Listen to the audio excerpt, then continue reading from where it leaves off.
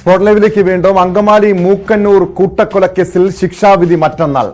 ശിക്ഷന്മേലുള്ള വാദം പൂർത്തിയായ പ്രതി ബാബു മറ്റ് കേസുകളിൽ ഉൾപ്പെട്ടിട്ടില്ലെന്ന് പ്രതിഭാഗം. ജയിലിലെ നല്ല നടപ്പ് പരിഗണിക്കണമെന്നും ആവശ്യമുയർന്നു.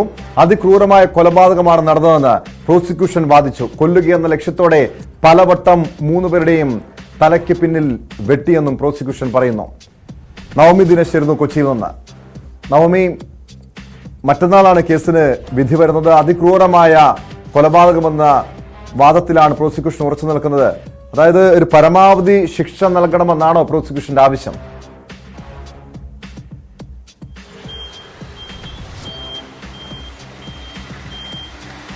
വധശിക്ഷ നൽകണമെന്നാണ് പ്രോസിക്യൂഷൻ ഇന്ന് കോടതിയിൽ ആവശ്യപ്പെട്ടത്. പക്ഷേ പ്രതിഭാഗം നല്ല രീതിയിൽ തന്നെ പ്രതിക്ക് വേണ്ടി ഇന്ന് വാദിക്കുകയും ചെയ്തു.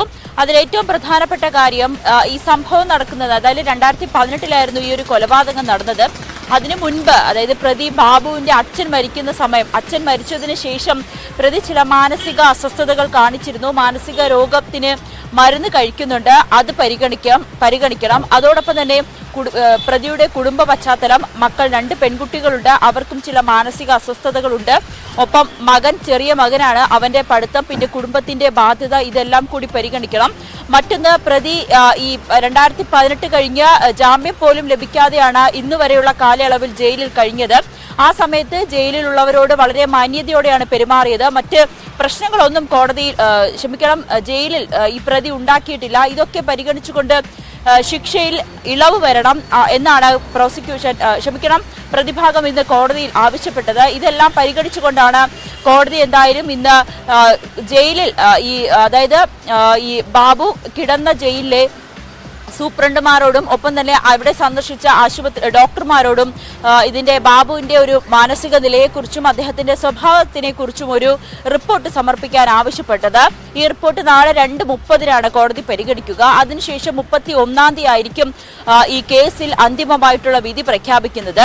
എന്തായാലും ബാബു തന്റെ സഹോദരൻ ശിവന്റെ ഭാര്യ വത്സല, മകൾ സ്മിത എന്നിവരെ 3 പേരെയാണ് സ്വത്ത് തർക്കത്തെ തുടർന്ന് വെട്ടിക്കൊലപ്പെടുത്തിയത്. അതിനുശേഷം സ്മിതയുടെ ഇരട്ട കുട്ടികളെ കൊലപ്പെടുത്താനുള്ള ശ്രമം നടത്തി. അതോടൊപ്പം ബാബുവിന്റെ സഹോദരന്റെ 2 ഭാര്യമാരെ, ഇവരും ആ സംഭവ സമയത്ത് അവിടെ ഉണ്ടായിരുന്നു, അവരെയും കൊലപ്പെടുത്താനുള്ള ഒരു ശ്രമം നടത്തി. ഇവർ ജീവഭയത്തോടെ ഓടി രക്ഷപ്പെട്ടു. അതുകൊണ്ടാണ് അവരെ കൊലപ്പെടുത്താൻ സാധിക്കാത്തത്. അതുകൊണ്ട് തന്നെ ഇത്തരത്തിൽ വീണ്ടും ഈ വളരെ ക്രൂരത ചെയ്ത, അതായത് 3 പേരെ വെട്ടിക്കൊലപ്പെടുത്തിയ ഈ പ്രതിക്ക് തക്കതായ ശിക്ഷ തന്നെ നൽകണമെന്നാണ് പ്രോസിക്യൂഷൻ ഇന്ന് കോടതിയിൽ വാദിച്ചിരിക്കുന്നത്.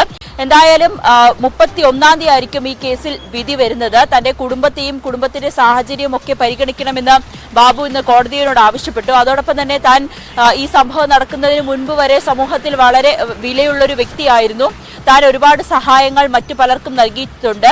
തന്റെ കുടുംബം തന്നെ ചതിച്ചതാണ്. കുടുംബത്തിൽ എല്ലാവർക്കും വേണ്ടി സഹായങ്ങളൊക്കെ ചെയ്തു, പണമെല്ലാം കൊടുക്കുകയും ചെയ്തു. അവസാനം നിമിഷം തന്റെ സ്വത്തുമായി ബന്ധപ്പെട്ട്, അല്ലെങ്കിൽ അമ്മയുടെ സ്വത്തുമായി ബന്ധപ്പെട്ട് ചില പ്രശ്നങ്ങൾ ഉണ്ടായപ്പോൾ എല്ലാവരും കൂടി തന്നെ ഒറ്റിക്കൊടുത്തതാണെന്നാണ് ബാബു ഇന്ന് കോടതിയിൽ അറിയിച്ചിരിക്കുന്നത്. എന്തായാലും 31-ാം തീയതി ആയിരിക്കും ഈ കേസിൽ വിധി വരിക. ഈ 3 കേസിലും ഒന്നിച്ച് തന്നെ ഈ ശിക്ഷ അനുഭവിക്കണോ അതോ ഓരോന്നായി തന്നെ അനുഭവിക്കണോ എന്നുള്ള അടക്കമുള്ള കാര്യങ്ങൾ ആയിരിക്കും 31-ാം തീയതി കോടതി വിധിക്കുക.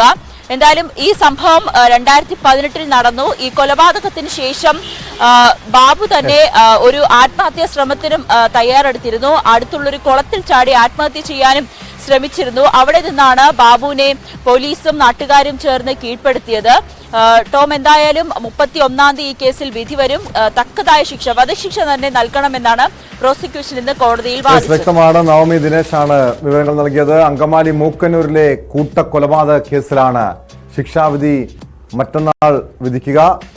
പ്രതിക്ക് വധശിക്ഷ നൽകരുതെന്നാണ് പ്രതിഭാഗത്തിന്റെ വാദം. എന്നാൽ പരമാവധി ശിക്ഷ നൽകണമെന്ന വാദത്തിൽ ഉറച്ചു നിൽക്കുകയാണ് പ്രോസിക്യൂഷൻ. എന്തായാലും ശിക്ഷാവിധി മറ്റന്നാളാണ്. കാത്തിരിക്കാം.